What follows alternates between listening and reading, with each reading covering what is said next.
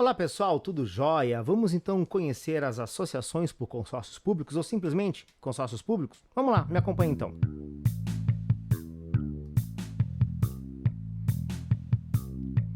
Legal, pessoal. Eu sou o professor Rodrigo Cavaleiro Rodrigues e você está aqui comigo no canal Mapeando Direito. Estamos estudando Direito Administrativo. E agora, nessa sequência aqui na playlist, essa daqui já é a aula número 5 na playlist sobre organização administrativa, vamos agora conhecer as associações por consórcio público. Lembrando que os consórcios públicos são entidades da administração indireta, portanto, elas são criadas pela administração direta, né? Então, os consórcios, as associações por consórcios públicos, a exemplo das outras entidades da administração indireta, são criadas pela administração direta, beleza. O consórcio. Tradicionalmente no Brasil, os consórcios não possuem personalidade jurídica, porque consórcios, tradicionalmente, sempre foi assim, tá? São associações de pessoas que têm objetivos comuns, então elas vão se associar por algum motivo. E isso não resulta na criação de uma pessoa jurídica. Só que, desde 2005, com a Lei 11.107, que a gente já vai ver rapidamente um pouco sobre essa lei, os consórcios públicos podem adquirir personalidade jurídica. Isso acontece no direito administrativo. E se isso acontecer, esse consórcio público com personalidade jurídica vai ter uma personalidade jurídica de direito público e vai funcionar muito semelhante a uma autarquia. Então vamos lá. Um consórcio comum. No geral, temos uma associação de pessoas que vão formar um grupo.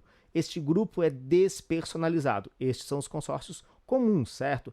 Exemplo, né, muito popular no Brasil, um consórcio para aquisição de um veículo. O veículo é um interesse econômico que é comum entre essas pessoas, certo? Então, este grupo, uma vez formado, será administrado por uma pessoa jurídica, uma administradora de consórcios. E o que ela vai fazer, essa administradora? Todo mês arrecadar dinheiro dessas pessoas para então adquirir um veículo e sortear qual dessas pessoas vai ficar com aquele veículo.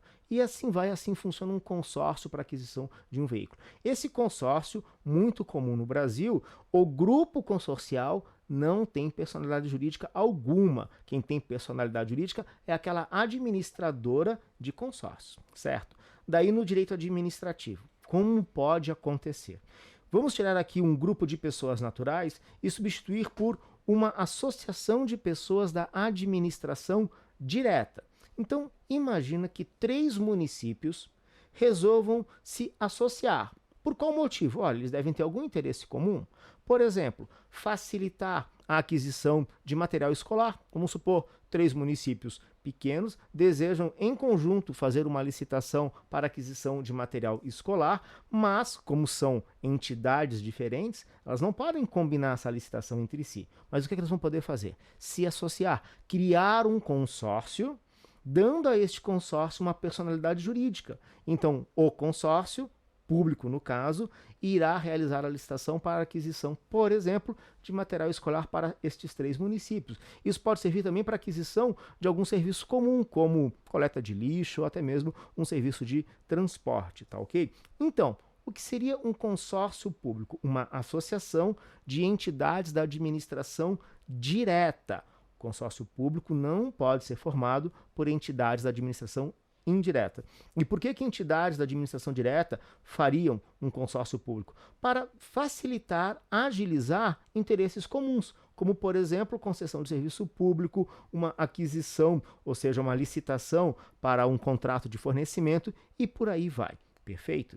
Então, ao invés de recorrer a uma administradora de consórcios, por exemplo, como ocorre no direito privado, essas entidades vão criar uma pessoa jurídica.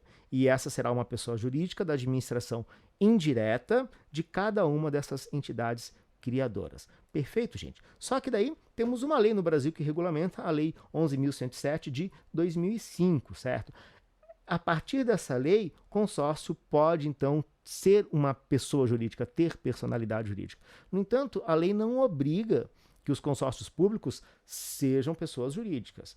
Existe a possibilidade de entidades da administração direta, então municípios, estados e até mesmo a União, criarem uma associação, criarem um consórcio apenas na forma contratual. ou seja, um contrato entre si, muito semelhante como ocorre no direito privado. Mas daí existe a possibilidade de este consórcio ser criado por lei. Daí tem que ter uma lei em cada uma das entidades criadoras daquele consórcio. Essa lei tem que ser baseada num protocolo de intenções previamente aprovado pelos legisladores, né, de cada uma dessas entidades da administração direta. E se este processo ocorrer por uma criação em lei, teremos então uma pessoa da administração indireta, uma nova entidade. E essa entidade, notou, ela foi criada diretamente por lei, por isso que ela vai funcionar muito parecido como funciona uma autarquia.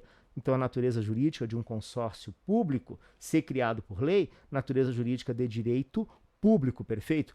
Agora, se as entidades da administração direta optarem apenas firmar um contrato entre si para desenvolver alguma atividade conjunta, teremos um consórcio privado, que sequer pessoa jurídica é, tá? E será regulado pelas normas jurídicas do direito privado, perfeito?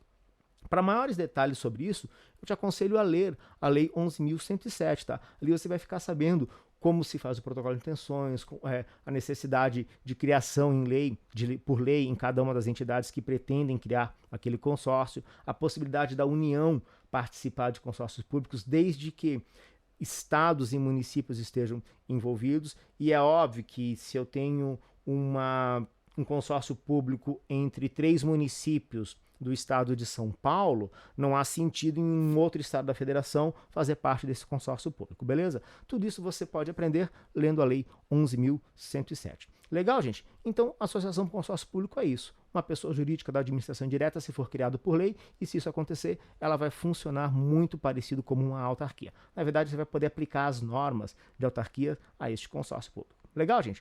Beleza, então. Tá aqui o e-mail do Mapeando Direito para você poder entrar em contato, mandando dúvidas, sugestões, críticas e também, se quiser nos encontrar aqui nas redes sociais, tá aqui o Mapeando Direito no Instagram e no Twitter. Valeu, pessoal. Grande abraço. Até o nosso próximo encontro, então. Tchau, tchau.